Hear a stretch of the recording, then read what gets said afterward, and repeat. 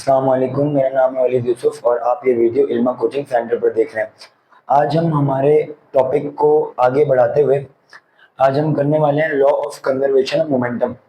Last day यानी कि last video में हमने डिस्कस किया था लीनियर मोमेंटम को, जो एक बेसिक कॉन्सेप्ट था कि मोमेंटम क्या होता है। और हमने मोमेंटम की डेफिनेशन, मोमेंटम के फैक्टर्स और मोमेंटम का फॉर्मूला और साथ साथ उसका एसआई यूनिट डिस्कस किया था। तो जनाब, हमने मोमेंटम का फॉर्मूला ड्राइव किया था वहां पर P is equal to M V, यानी कि मास एंड वेलोसिटी का प्रोडक्ट मोमेंटम के बराबर होता है। हमने एक डेफिनेशन भी पढ़ी थी, the product of mass and velocity is called momentum. ये मोमेंटम की दूसरी डेफिनेशन थी। और एक डेफिनेशन हमने ये भी पढ़ी थी कि the quantity of motion in a body is called momentum. मुझे उम्मीद है कि ये सारी चीजें आपके जहन में बैठ चुकी होंगी, और अगर वो टॉपिक आपको अच्छे से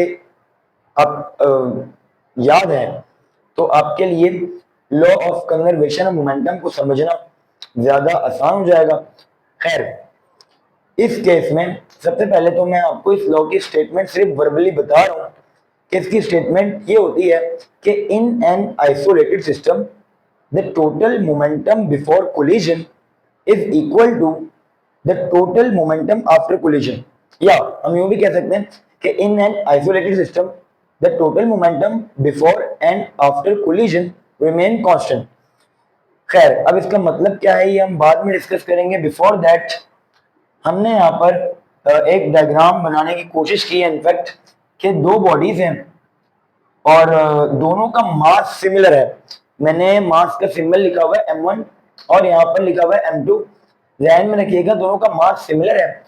अब जब ये टकराएंगे टकराएंगे क्योंकि हम कोलिजन की बात कर रहे हैं, कोलिजन के बगैर ये लॉ इनकम्प्लीट है, कोलिजन के बगैर ये लॉ इंप्लीमेंट नहीं हो सकता। इस लॉ में कोलिजन का होना बेहद जरूरी है। अब कोलिजन किन कंडीशन पर होगा, मतलब किन शर्तों पर ये बॉडीज आपस में टकराएंगी। कंडीशन ये है कि अगर ये दोनों ऑब्जेक्ट राइटवर्ड मूव कर रहे हैं, आगे की तरफ जा रहे हैं इनफैक्ट, तो जरूरी है कि जो बॉडी 1 है उसकी वेलोसिटी ज्यादा होनी चाहिए और जो बॉडी 2 है उसकी वेलोसिटी कम होनी चाहिए।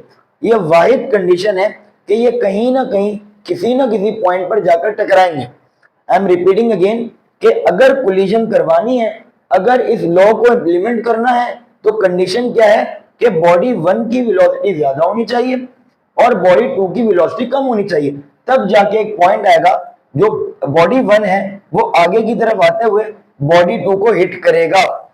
याद रखिएगा, दोबारा रिपीट कर रहा हूं कि law of conservation of momentum में कोलाइड करवाना जरूरी है, और कोलाइड करवाने के लिए जो आपका बॉडी ए है और ये बॉडी बी है, बॉडी ए की वेलोसिटी ज्यादा होनी चाहिए और बॉडी बी की वेलोसिटी कम होनी चाहिए। तब जाकर एक पॉइंट आएगा जिसमें वो कोलाइड कर रहे होंगे।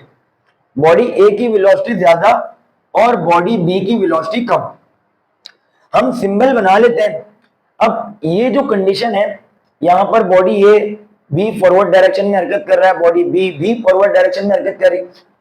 डिफरेंस ये है कि बॉडी ए की स्पीड यानी कि वेलोसिटी ज्यादा है, बॉडी बी की स्पीड यानी कि वेलोसिटी कम है। तो जनाब, हम इनकी इनिशियल वेलोसिटी को, यानी कि अभी तक कोलिजन नहीं हुई, हम कह सकते हैं कि ये केस जो है ये बिफोर कोलिजन का है। तो यहां पर जो फैक्टर्स होंगे वो इनिशियल फैक्टर्स होंगे बिफोर कोलिजन, यानी कि अभी तक इनके दरमियान कोई टक्कर नहीं हुई, इन्होंने कोलाइड नहीं किया हुआ। तो जनाब, बिफोर कोलिजन यानी कि इनकी जो इनिशियल वेलोसिटीज है हम इनको डिनोट करते हैं u1 और u2 से। याद रखें, law of conservation of momentum के केस में इनिशियल वेलोसिटी को डिनोट किया जाता है u से। और u1 क्यों? क्योंकि हम बात करें initial velocity of body A. u2 क्यों? क्योंकि हम बात कर रहे हैं initial velocity of body B. तो याद रहे जनाब, law of conservation of momentum के केस में इनिशियल वेलोसिटीज को डिनोट किया जाता है u से। और u1 इसीलिए क्योंकि हम बॉडी ए की बात कर रहे हैं, u2 इसलिए क्योंकि हम बॉडी बी की बात कर रहे हैं जिसका मास m2 था। मास m2 तो इनिशियल वेलोसिटी u2, मास m1 तो इनिशियल वेलोसिटी u1। मुझे उम्मीद है आपको बात समझ आ रही होगी। खैर, अब एक पॉइंट आएगा, ये एक दूसरे से टकराएंगे और टकराने के बाद क्या होगा, ये बहुत इंपॉर्टेंट फैक्टर है, याद रख लीजिएगा। जब ये दोनों ऑब्जेक्ट, दोनों बॉडीज आपस में टकराएंगी तो ये अपनी वेलोसिटीज को एक्सचेंज कर देंगे। आपको आफ्टर कोलिजन में, बाय द वे ये फिगर जो है ये ड्यूरिंग कोलिजन की है, यानी कि जब टक्कर हुई, और ये फिगर जो है ये आफ्टर कोलिजन की है, यानी कि जब टक्कर हो चुकी। ठीक है, अब आपको नजर आ रहा है मैंने यहाँ पर एक स्मॉलर एरो और यहाँ पर एक ग्रेटर एरो बनाया है, और ये इंडिकेट कर रहे हैं जनाब कि इन्होंने वेलोसिटीज एक्सचेंज कर दी हैं। पहले इसकी वेलोसिटी ज्यादा थी, इसकी कम थी, कोलिजन हुई, कोलिजन के बाद इसकी वेलोसिटी कम और इसकी वेलोसिटी ज्यादा हो गई। इसीलिए बॉडी ए के पास जो एरो बना वो स्मॉलर है और बॉडी बी के पास जो एरो बना वो ग्रेटर है। तो जनाब दोबारा रिपीट कर रहा हूं कि क्या हुआ, बॉडी ए ने बॉडी बी को कोलाइड किया, क्योंकि बॉडी ए की वेलोसिटी ज्यादा थी, बॉडी बी की वेलोसिटी कम थी। कोलिजन के बाद इन्होंने अपनी वेलोसिटीज को एक्सचेंज कर दिया, तो अब बॉडी ए की वेलोसिटी कम और बॉडी बी की वेलोसिटी ज्यादा होगी। बॉडी ए की वेलोसिटी कम और बॉडी बी की वेलोसिटी ज्यादा हो गई। तो ये जो वेलोसिटीज हैं ये चूंकि आफ्टर कोलिजन यानी कि कोलिजन के बाद की है, तो हम कह सकते हैं कि ये फाइनल वेलोसिटीज है। इनिशियल वेलोसिटीज को हमने नोट किया था u1 u2 से, फाइनल वेलोसिटीज को हम डिनोट करेंगे जनाब v1 और v2 से। तो हम कह सकते हैं कि initial velocity of body A before collision, या हम यूं कह सकते हैं कि velocity of body A before collision is u1, velocity of body B before collision is u2, velocity of body A after collision is v1, velocity of body B after collision is v2। हम यूं भी कह सकते हैं कि initial velocity of body A is u1, initial velocity of body B is u2, final velocity of body A is v1 and final velocity of body B is v2। तो जनाब ये कुछ नोटेबल पॉइंट्स हैं, आपको ये points लिख लेने चाहिए, मैं भी लिख लेता हूं कि initial velocity of body A, body A की इनिशियल वेलोसिटी क्या होगी जनाब u1, बराबर में लिख लेते हैं। इसी तरह initial velocity of body B, body B की वेलोसिटी इनिशियल क्या होगी जनाब u2, final velocity of body A, body A की फाइनल वेलोसिटी क्या है जनाब v1, और final velocity of body B, body B की फाइनल वेलोसिटी क्या होगी जनाब v2। हियर यू आर, हमने इनको लिख भी दिया ताकि आप इसको नोट कर सकें, आप इसको अपने जहन में बिठा सकें कि बॉडी ए की इनिशियल वेलोसिटी u1 है, बॉडी बी की इनिशियल वेलोसिटी u2 है, बॉडी ए की फाइनल वेलोसिटी v1 है और बॉडी बी की फाइनल वेलोसिटी v2 है। अब इस वक्त बिफोर कोलिजन हमें दो ऑब्जेक्ट नजर आ रहे हैं, इसका अपना कोई ना कोई मोमेंटम होगा, इसका अपना कोई ना कोई मोमेंटम होगा। कोलिजन हुई, कोलिजन के बाद दोबारा मुझे दो बॉडीज नजर आ रही हैं, इसका अपना कोई ना कोई मोमेंटम होगा, इसका अपना कोई ना कोई मोमेंटम होगा। अब आप सोच रहे हैं क्यों होगा अपना मोमेंटम, तो मैं आपको याद दिला दूं, मोमेंटम की डेफिनेशन हमने पढ़ी थी, द क्वांटिटी ऑफ मोशन। इसके पास कोई ना कोई मोशन की क्वांटिटी होगी क्योंकि ये हरकत कर रहा है, और हमने पढ़ा था मोमेंटम के दो फैक्टर होते हैं, मास एंड वेलोसिटी। इसके पास मास भी मौजूद है, वेलोसिटी भी मौजूद है, इट मींस दैट इसका अपना कोई ना कोई मोमेंटम होगा। इसी तरह इसके पास भी मास है, इसके पास भी वेलोसिटी है, इसका भी कोई ना कोई मोमेंटम होगा, इसके पास भी मास, इसके पास भी वेलोसिटी, इसका भी कोई ना कोई मोमेंटम होगा, इसके पास भी मास, इसके पास भी वेलोसिटी, इसका भी कोई ना कोई मोमेंटम होगा, यकीनन होगा। मोमेंटम का फॉर्मूला आपने क्या पढ़ा था, आपने कहा था P is equal to mv, यानी कि मास मल्टीप्लाइड बाय वेलोसिटी। तो बॉडी ए के केस में बिफोर कोलिजन की बात कर रहा हूं, बिफोर कोलिजन यानी कि टकराने से पहले बॉडी ए के केस में इसका मोमेंटम का फॉर्मूला क्या बनना चाहिए, m1u1, क्योंकि हमें पता है मोमेंटम का फॉर्मूला होता है mv। अब चूंकि यहां पर हम वेलोसिटी को u से डिनोट कर रहे हैं क्योंकि ये इनिशियल वेलोसिटी है, तो इसीलिए इसके मोमेंटम का, इस बॉडी के मोमेंटम का फॉर्मूला क्या बना, m1u1। इसके बाद जनाब बॉडी बी के मोमेंटम का फॉर्मूला क्या बना, m2u2। हम कह सकते हैं कि ये इन दोनों का इनिशियल मोमेंटम है, टकराने से पहले वाला मोमेंटम। जिस तरह टकराने से पहले वाली वेलोसिटी इनिशियल वेलोसिटी होती है, टकराने से पहले वाला मोमेंटम बॉडी ए का, टकराने से पहले वाला मोमेंटम बॉडी बी का, टकराने से पहले वाला मोमेंटम m2u2। इसी तरह इस केस में इसका मोमेंटम होगा m1v1, ठीक है, और यहां पर इसका मोमेंटम होगा m2v2। हम कह सकते हैं कि ये टकराने के बाद बॉडी ए का मोमेंटम है यानी कि फाइनल मोमेंटम, ये टकराने के बाद बॉडी बी का मोमेंटम है यानी कि final momentum of body B. तो आप इन पॉइंट्स को भी नोट कर सकते हैं जो मैं वर्बली बता रहा हूं कि momentum of body A before collision is m1u1। इसी तरह momentum of body B before collision यानी कि टकराने से पहले इज m2u2। इसी तरह momentum of body A after collision is m1v1। और हम कह सकते हैं कि momentum of body B after collision is m2v2।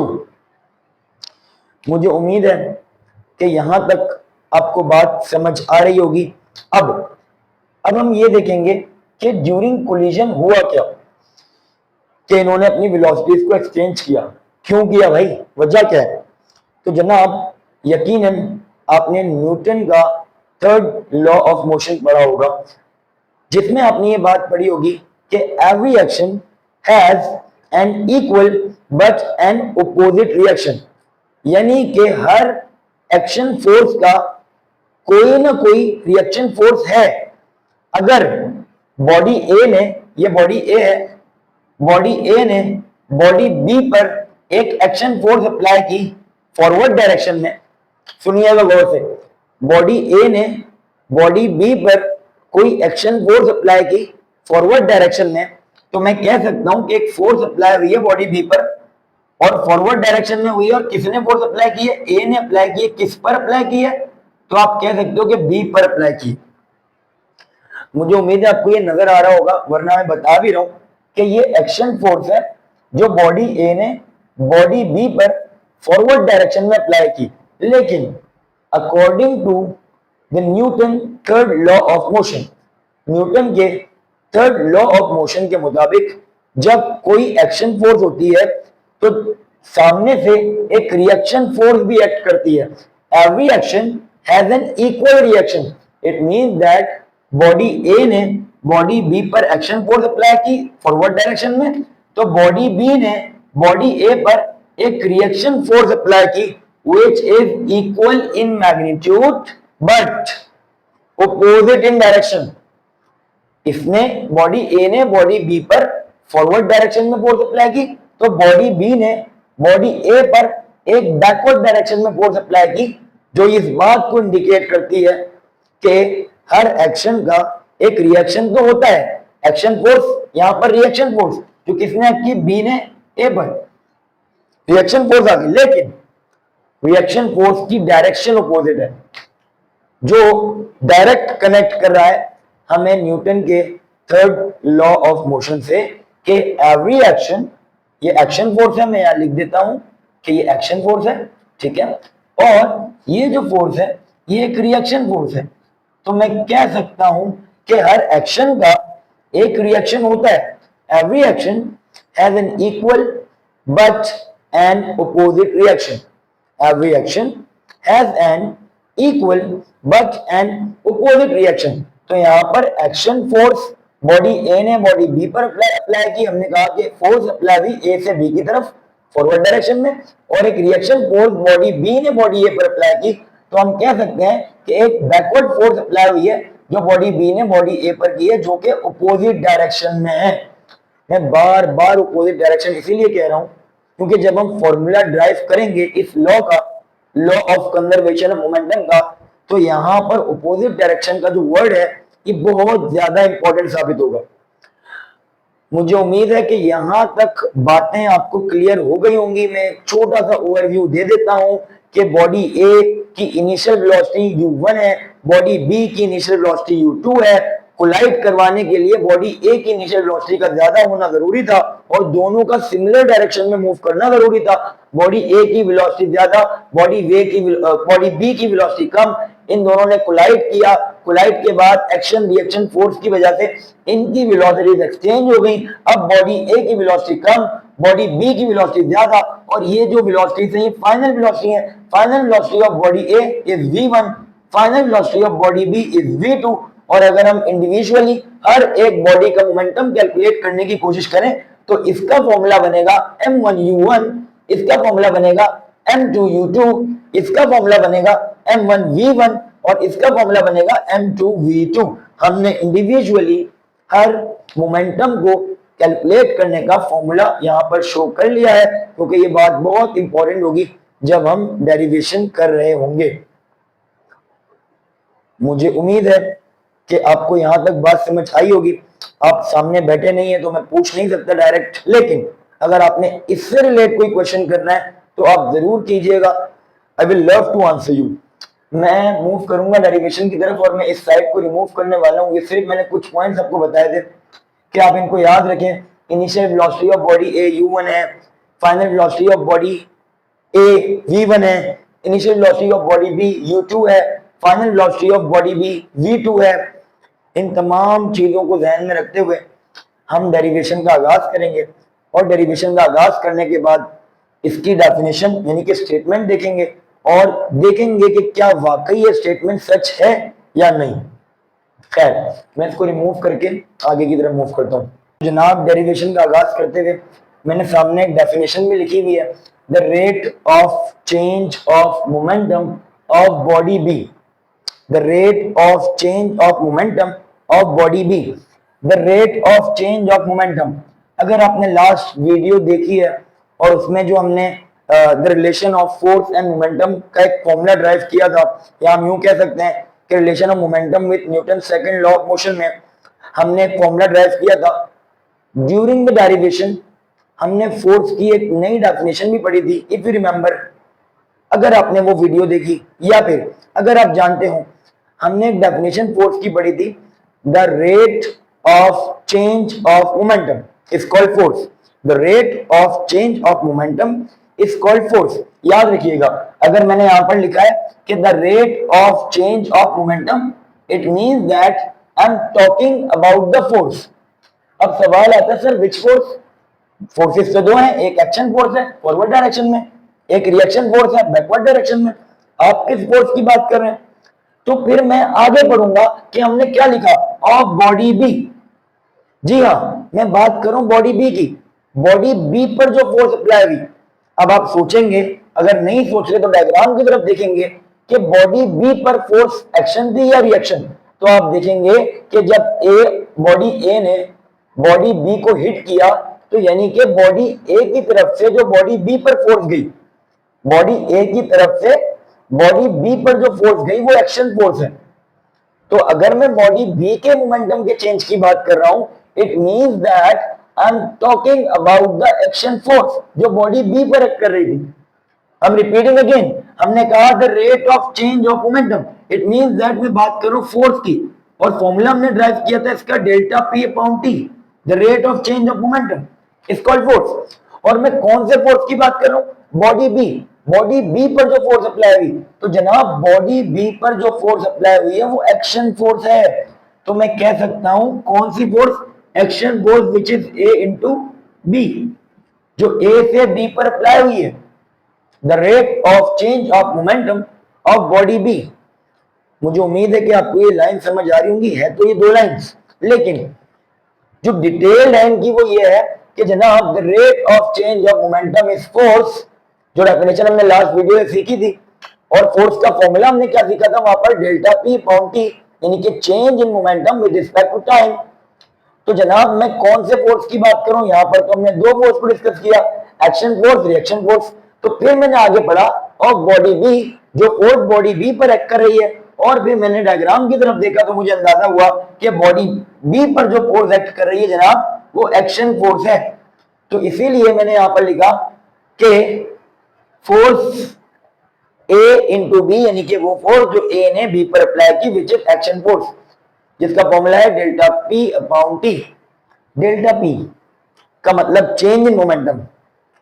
और मुझे उम्मीद है जिस तरह आप पढ़ा करते थे कि डेल्टा ए बराबर है, सॉरी डेल्टा वी बराबर है वी एफ माइनस वी आई के, यानी कि चेंज इन वेलोसिटी बराबर है final velocity minus initial velocity के। इसी तरह आप जानते होंगे कि चेंज इन मोमेंटम यानी कि डेल्टा पी बराबर होता है final momentum minus initial momentum,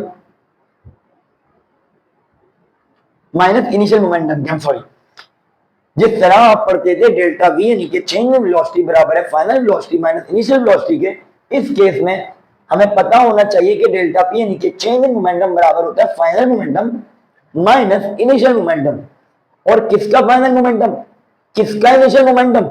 I am repeating again कि we are talking about body B, body B का इनिशियल मोमेंटम, बॉडी बी का फाइनल मोमेंटम।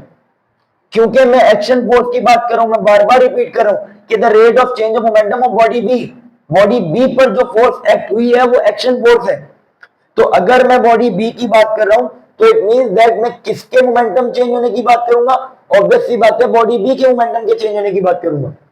तो it means that I am talking about the change of momentum of body B. Final momentum body B का, initial momentum body B का। we are talking, we are discussing about body B, remember it। मैं आगे move करता हूं, force A into B जो act कर रही है, डेल्टा P आपने कहा पी एफ माइनस पी आई के ओवर टी, ठीक है। डेल्टा P की जगह आपने लिख दिया पी एफ माइनस पी आई, पी एफ यानी कि फाइनल मोमेंटम। किसका फाइनल मोमेंटम? अब आपको बहुत अच्छे से पता चल गया होगा सर बॉडी बी का फाइनल मोमेंटम, जो कि ये रहा कोलिजन के बाद फाइनल मोमेंटम। आई होप कि आपको याद होगा ये initial momentum of body A था, ये initial momentum of body B है, ये final momentum of body A था, और ये जनाब final momentum of body B है। तो अगर मैं final momentum of body B की बात कर रहा हूं, मैं कह सकता हूं कि final momentum of body B किसके बराबर होता है? m2 v2 के। और initial momentum of body B का initial momentum before collision, initial momentum किसके बराबर था जनाब? m2 u2 के। अब मैं pf की जगह force a into B, pf की जगह लिख सकता हूं m2 v2 माइनस pi की जगह लिख सकता हूं m2 u2 divided by time, ठीक है। और इसको मैं कंसीडर कर सकता हूं, ये क्वेश्चन नंबर 1 है। डू रिमेंबर इट कि जनाब एक्शन फोर्स का अपने इक्वेशन ड्राइव की एक्शन फोर्स के लिए which is m2 v2 minus m2 u2 over time. मुझे उम्मीद है कि ये बात आपको समझ आई होगी related to the action force, because now we are going to talk about the reaction force. तो आप इसको नोट कर लें, आप इसका स्क्रीनशॉट ले लें, आप इसको याद कर लें। मैं ये वाला एरिया रिमूव करके अब बॉडी ए की बात करूंगा, ठीक है जनाब। अब दोबारा से हम कंटिन्यू करते हैं डेरिवेशन को, अगला पार्ट है उसका। दोबारा यहाँ पर हमने एक डेफिनेशन लिखी हुई है कि the rate of change of momentum, ये जुमला आ गया, मुझे याद आ गया कि जी हाँ ये तो फोर्स है। अब कौन से फोर्स की बात की जा रही होगी? एक्शन फोर्स की या रिएक्शन फोर्स की? पहले हमने एक्शन फोर्स की बात की थी। मैं मजीद आगे बढ़ता हूं, हमने लिखा बॉडी ए, यानी कि वो फोर्स जो बॉडी ए पर एक्ट कर रही है। अब फिर आप गौर करें कि बॉडी ए ने बॉडी बी पर जो फोर्स एक्ट की वो एक्शन फोर्स थी। अब बॉडी बी से बॉडी ए पर जो फोर्स एक्ट कर रही है वो रिएक्शन फोर्स है। तो इट मींस दैट इस कंडीशन में जो फोर्स बॉडी ए पर एक्ट कर रही है वो रिएक्शन फोर्स है। जी हाँ, हम रिएक्शन फोर्स की बात कर रहे हैं, याद रखिएगा। इससे पहले बॉडी बी पर जो फोर्स एक्ट कर रही थी वो एक्शन फोर्स थी, और अब हम जो बात कर रहे हैं बॉडी ए पर अप्लाइड होने वाले फोर्स की कर रहे हैं, which is the reaction force. Definition same रहेगी, F is equal to delta P upon T. अब तो हमें पता चल गया है कि डेल्टा पी जो है वो बराबर होता है final momentum minus initial momentum के। तो हम यहां पर पुट कर लेते हैं F is equal to F is equal to P F minus P I upon T. अब जनाब फाइनल मोमेंटम, किसका फाइनल मोमेंटम? अब आप जरूर घर में बैठकर कह रहे हो कि sir final momentum of body A, final momentum of body A. तो जनाब बॉडी ए का फाइनल मोमेंटम, ये ए बॉडी है, ये ए बॉडी है। अगर हम बात करें फाइनल मोमेंटम की, it means that we are talking about after collision. तो आफ्टर कोलिजन जो मोमेंटम का फॉर्मूला बना था वो था m1v1। जी हाँ, तो मैं कह सकता हूं कि pf जो है वो बराबर है m1v1 के, और pi यानी कि initial momentum of reaction force, initial momentum. तो जनाब इनिशियल मोमेंटम किसका? अगर फाइनल मोमेंटम बॉडी ए का, तो जाहिर सी बात है इनिशियल मोमेंटम भी बॉडी ए की बात हो रही होगी, व्हिच इज m1u1। तो मैं कह सकता हूं कि initial momentum of body A is m1u1। अब आपको चूंकि पता चल गया है फाइनल मोमेंटम ऑफ बॉडी ए क्या है, इनिशियल मोमेंटम ऑफ बॉडी ए क्या है। अच्छा हम यहां पर लिख लेते हैं कि हम बात कर रहे हैं बी ने जो फोर्स एक्ट की है ए पर, बी ने जो फोर्स एक्ट की है ए पर, ठीक है, रिएक्शन फोर्स। तो हम वैल्यू पुट कर लेते हैं पी एफ यानी कि final momentum of body A, final momentum of body A यानी कि after collision, which is m1v1 minus initial momentum of body A, initial momentum of body A which is m1u1 divided by t। इसको मैं कह सकता हूं equation number 2।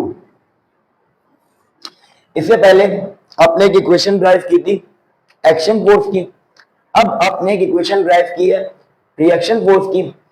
आप इसको भी नोट कर लें और मैं इसको रिमूव करके डेरिवेशन को आगे की तरफ लेकर चलता हूं। तो जनाब अब मजीद डेरिवेशन को आगे बढ़ाते हैं और हमने यहाँ पर लिखा कि according to Newton's third law of motion, Newton के थर्ड लॉ ऑफ मोशन के मुताबिक हर एक्शन का एक रिएक्शन होता है, जिसको हमने यहाँ डिस्कस किया। It means that action force का एक रिएक्शन फोर्स भी है। तो मैं यहाँ पर कह सकता हूँ एक्शन फोर्स जो कि क्या थी, जो ए पर एक्ट हुई थी, जो बी पर एक्ट हुई थी, तो मैं कह सकता हूँ एक्शन फोर्स वो फोर्स थी जो ए ने बी पर एक्ट की थी, वो बराबर है रिएक्शन फोर्स के। रिएक्शन फोर्स जो बॉडी बी से बॉडी ए की तरफ आई थी, रिएक्शन फोर्स जो बॉडी बी ने एक्ट किया था, इनफैक्ट रिएक्ट किया था बॉडी ए पर, तो मैं कह सकता हूं कि रिएक्शन फोर्स के बराबर है which is B into A. Action force बराबर है रिएक्शन फोर्स के, क्योंकि according to Newton third law of motion every action has an equal, इसीलिए मैंने यहां पर इक्वल लगाया कि एक्शन फोर्स बराबर है रिएक्शन फोर्स के, एक्शन फोर्स बराबर है रिएक्शन फोर्स के। याद रखिएगा एक्शन फोर्स बराबर है रिएक्शन फोर्स के। बट न्यूटन के तीसरे लॉ की स्टेटमेंट में क्या है कि every action has an equal but an opposite reaction. जी हाँ, मैं यहां पर जो कंटिन्यूअसली कह रहा था अपोजिट डायरेक्शन, इसीलिए कह रहा था कि रिएक्शन फोर्स का मैग्नीट्यूड तो इक्वल होता है, यानी कि मिकदार तो सेम होती है, लेकिन डायरेक्शन अपोजिट होती है। तो जनाब ये जो माइनस की साइन है, ये माइनस की साइन इंडिकेट कर रही है कि जो रिएक्शन फोर्स है उसकी डायरेक्शन अपोजिट है। माइनस की साइन जो है ये साइन इंडिकेट कर रही है कि रिएक्शन फोर्स की डायरेक्शन अपोजिट है। मत भूलिएगा माइनस की साइन लगाना, वरना आप डेरिवेशन को प्रॉपर्ली ड्राइव नहीं कर सकते। याद रखिएगा ये माइनस की साइन इस बात की इंडिकेशन है कि रिएक्शन फोर्स की डायरेक्शन अपोजिट होती है। खैर, अब आपने एक इक्वेशन ड्राइव की थी एक्शन फोर्स की, ए इंटू बी जो फोर्स एक्ट कर रही थी, एक्शन फोर्स जो थी m2v2 minus m2u2 divided by time equals to minus का माइनस। और एक आपने इक्वेशन ड्राइव की थी अभी जो रिएक्शन फोर्स की इक्वेशन थी, which was m1 v1 minus m1 u1 divided by time. जी हाँ, ये इक्वेशन आपने ड्राइव की, मैंने बोर्ड रिमूव किया, ये इक्वेशन आपने ड्राइव की, मैंने बोर्ड रिमूव किया। फिर न्यूटन के थर्ड लॉ के अकॉर्डिंग ये दोनों इक्वेशन इक्वल हैं, लेकिन चूंकि रिएक्शन फोर्स अपोजिट डायरेक्शन में है तो मैंने यहाँ पर माइनस की साइन से इस बात को शो किया कि जी हाँ, रिएक्शन फोर्स की डायरेक्शन अपोजिट है।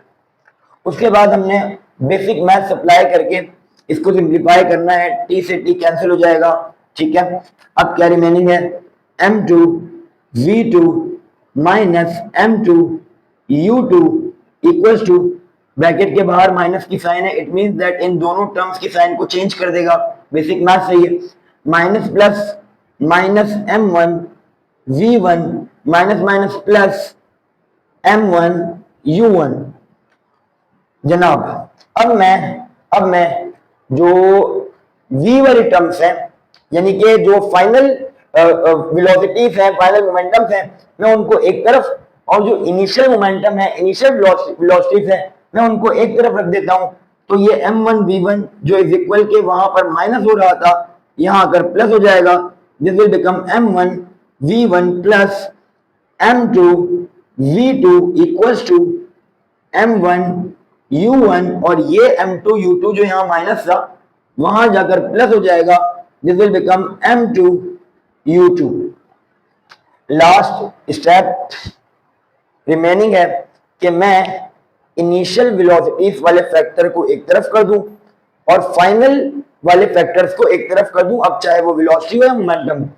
तो मैं इस इक्वेशन को, इस फॉर्मूला को एक आईना दिखा देता हूं, यानी कि इनिशियल वाले फैक्टर्स को इस तरफ m1 u1 plus m2 u2 equals to final वाले फैक्टर्स को उस तरफ which are m1 v1 plus m2 v2। जनाब, ये फॉर्मूला जो क्लास 9 में आपने सिर्फ याद किया था, इस तरह ड्राइव हुआ है, और फाइनली हमने law of conservation of momentum के फॉर्मूला को ड्राइव किया, which is m1 u1 plus m2 u2 equals to m1 v1 plus m2 v2।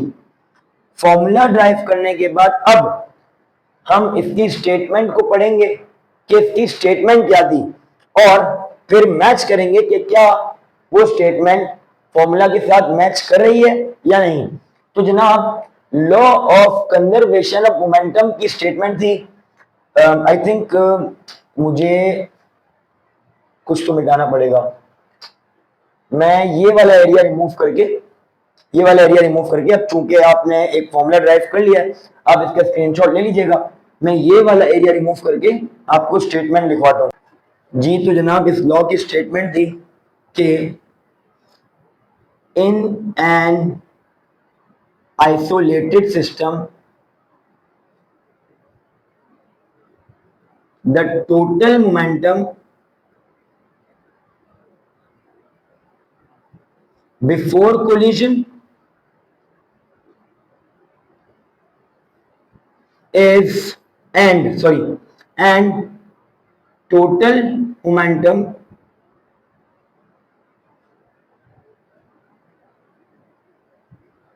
after collision remain constant या फिर कंजर्व्ड, जो आपको लिखना बेहतर लगे। खैर, तो कह रहे हैं इन an isolated system the total momentum before collision. देखिए, ये वाले जो फैक्टर है ना, u1 वाले, u2 वाले, ये बिफोर कोलिजन के हैं। यू कैन चेक, u1 और u2 का इस्तेमाल हमने कोलिजन से पहले किया था। तो हम कह सकते हैं टोटल मोमेंटम, यानी कि मैं बॉडी ए के मोमेंटम और बॉडी बी के मोमेंटम को ऐड करके यूं कह रहा हूं कि total momentum before collision is equal to total momentum after collision. अब यहां पर जो v वाले फैक्टर्स आए ना, v वाले फैक्टर्स, ये हमने कोलिजन के बाद यूज किए थे, v1 और v2। तो मैं कह सकता हूं कि टोटल मोमेंटम टकराने से पहले वाला, यानी कि before collision, is equal to total momentum after collision, यानी कि टकराने के बाद वाले टोटल मोमेंटम के। अच्छा जी, इसमें एक और वर्ड यूज किया गया, आइसोलेटेड सिस्टम। तो जनाब what is an isolated system? याद रखिएगा, ऐसा सिस्टम जिसमें कोई एक्सटर्नल फोर्स एक्ट ना करे वो एक आइसोलेटेड सिस्टम है। इट मींस दैट ये लॉ आइडियल तब कंसीडर किया जाएगा, ये लॉ एक्सेप्टेबल तब होगा जब कोई एक्सटर्नल फोर्स एक्ट ना कर रही हो। फॉर एग्जाम्पल कोई एयर रेजिस्टेंस ना हो, कोई फ्रिक्शनल फोर्स ना हो। ये लॉ तब इंप्लीमेंट करेगा जब सिस्टम बिल्कुल आइसोलेटेड हो, जहां पर कोई एक्सटर्नल फोर्स यानी कि कोई फ्रिक्शनल फोर्स एक्ट नहीं कर रही, कोई एयर रेजिस्टेंस एक्ट नहीं कर रहा। ये लॉ तब ही आइडियल कंसीडर किया जाएगा। इसीलिए यहां पर ये वर्ड यूज किया गया है कि इन एन आइसोलेटेड सिस्टम, एक ऐसा सिस्टम जिसमें कोई एक्सटर्नल फोर्स एक्ट नहीं कर रही, the total momentum before collision and total momentum after collision remain constant. यानी कि कोलिजन के पहले वाला टोटल मोमेंटम और कोलिजन के बाद वाला टोटल मोमेंटम सेम रहेगा। छोटी सी एजम्पशन करके आखिरी बात करने जा रहा हूं, छोटी सी एजम्पशन करके हम देखते हैं कि क्या वाकई ऐसा है। तो लेट अस अज्यूम कि बॉडी ए का जो मास है वो 3 kg है, और मैंने आपको स्टार्ट में कहा था कि दोनों ऑब्जेक्ट के मासेस सिमिलर हमने रखने हैं। तो अगर बॉडी ए 3 kg है तो बॉडी बी का भी मास 3 kg होगा, और एज्यूम कर लो कि बॉडी ए की initial velocity 5 metre per second है और बॉडी बी की initial velocity 3 metre per second है। बॉडी ए का मास 3 kg, बॉडी बी का मास भी 3 kg। बॉडी ए की इनिशियल वेलोसिटी जो कि ज्यादा है तो हमने कहा कि 5 मीटर पर सेकंड है, बॉडी बी की इनिशियल वेलोसिटी जो कि कम है और तो हमने कहा कि 3 मीटर पर सेकंड है। अब चेक करते हैं कि बॉडी ए का मोमेंटम कितना होगा। मोमेंटम का फॉर्मूला क्या था? m1u1। इस केस में वैसे तो mv होता है, यहां पर हम v को u से शो कर रहे हैं। तो बॉडी ए का मोमेंटम कितना होगा? m1u1, यानी कि मास ऑफ बॉडी 1 को मल्टीप्लाई कर दो वेलोसिटी ऑफ बॉडी 1 से। तो मेरे बच्चे हम 3 को जब 5 से मल्टीप्लाई करेंगे हमें मोमेंटम मिलेगा 15 Newton second. Newton second is the SI unit of momentum. Last topic आपको यकीनन याद होगा, 15 न्यूटन सेकंड। यहां पर आते हैं body B m2u2। Body B का इनिशियल मोमेंटम क्या होना चाहिए? मास 3 है, वेलोसिटी भी 3 है, तो जनाब 3 को 3 से मल्टीप्लाई किया, the answer is 9 Newton second. तो बॉडी ए का initial momentum 15 Newton second, body A का इनिशियल मोमेंटम यानी कि ये रहा m1u1 15 है, प्लस बॉडी बी का इनिशियल मोमेंटम यानी कि m2u2 9 था, जो कि बराबर होगा 24 के। ठीक है, बॉडी ए का इनिशियल मोमेंटम 15 था, बॉडी बी का इनिशियल मोमेंटम 9 था, जो कि बराबर हुआ 24 Newton second. Let's talk after collision. अब हम यहां पर आते हैं, ऑब्वियसली बात है टकराने से मास बिल्कुल भी चेंज नहीं होगा, mass will remain same 3 kg। और मैंने आपसे कहा था कि टकराने के बाद ये अपनी वेलोसिटीज एक्सचेंज कर देंगे। वेलोसिटीज एक्सचेंज करने का मतलब है अब इस केस में final velocity of body B, जो कि पहले initial velocity of body A की थी 5 मीटर पर सेकंड, इसने इसको दे दी velocity exchange 5 metre per second, और उसकी जो initial velocity 3 metre per second थी बॉडी बी की, अब फाइनल वेलोसिटी होगी बॉडी ए की। आई एम रिपीटिंग अगेन कि they will exchange their velocities after the collision. तो जनाब अब बॉडी ए का फाइनल मोमेंटम क्या होगा, जिसका फॉर्मूला है m1v1। तो आपके पास m1 3 kg था, आपके पास v1 3 मीटर पर सेकंड है। According to the formula of momentum हम इन दोनों को मल्टीप्लाई करेंगे, this will become 9 Newton second. और यहां पर m2 3 kg था, v2 5 मीटर पर सेकंड है। After multiplying them 3 into 5 which is 15 Newton second. अब जनाब m1v1 आपके पास 9 न्यूटन सेकंड है, m1v1 9 है, प्लस m2v2 आपके पास 15 है, तो 9 + 15 भी 24 ही होता है। जी हाँ, तो जनाब एक आइसोलेटेड सिस्टम में टोटल मोमेंटम बिफोर कोलिजन, टकराने से पहले वाला मोमेंटम, टोटल मोमेंटम टकराने से पहले वाला is equal to the total momentum after collision. तो हमें यहाँ पर एक एजम्पशन करके, हमने यहाँ पर एज्यूम करके इसको प्रूफ किया कि ऐसा है। चूंकि वो अपनी वेलोसिटीज को एक्सचेंज कर रहे हैं, और मासेस उनके चेंज नहीं हो रहे, तो जो उनके मोमेंटम का सम होगा कोलिजन से पहले वाला और मोमेंटम का जो सम होगा कोलिजन के बाद वाला, वो हमेशा सेम ही रहेगा। ये सिर्फ हमारी एक assumption थी, वैल्यूज पुट करना, मास कुछ भी हो सकता है, वेलोसिटीज कुछ भी हो सकती है। अगर वो आपको कोई न्यूमेरिकल देना चाहेंगे, वो डिफरेंट मासेस रखेंगे, डिफरेंट वेलोसिटीज रखेंगे। सिर्फ एक आइडिया देना मकसद था कि जनाब हम प्रूफ किस तरह करते हैं इस बात को कि टोटल मोमेंटम बिफोर कोलिजन और टोटल मोमेंटम आफ्टर कोलिजन बराबर होता है। मुझे उम्मीद है कि आज हमने जो भी पढ़ा, जो भी समझा, आपने अच्छे से समझा होगा और ये आपकी बहुत हेल्प करेगा आपके एग्जाम्स में। अभी भी हमने इस टॉपिक से रिलेटेड कुछ चीज़ें पढ़नी है, कोशिश करेंगे कि वक्तन फवक्तन चीज़ों को कवर करते रहें। मिलते हैं अगली वीडियो में, अपना ख्याल रखिएगा। अल्लाह हाफिज़।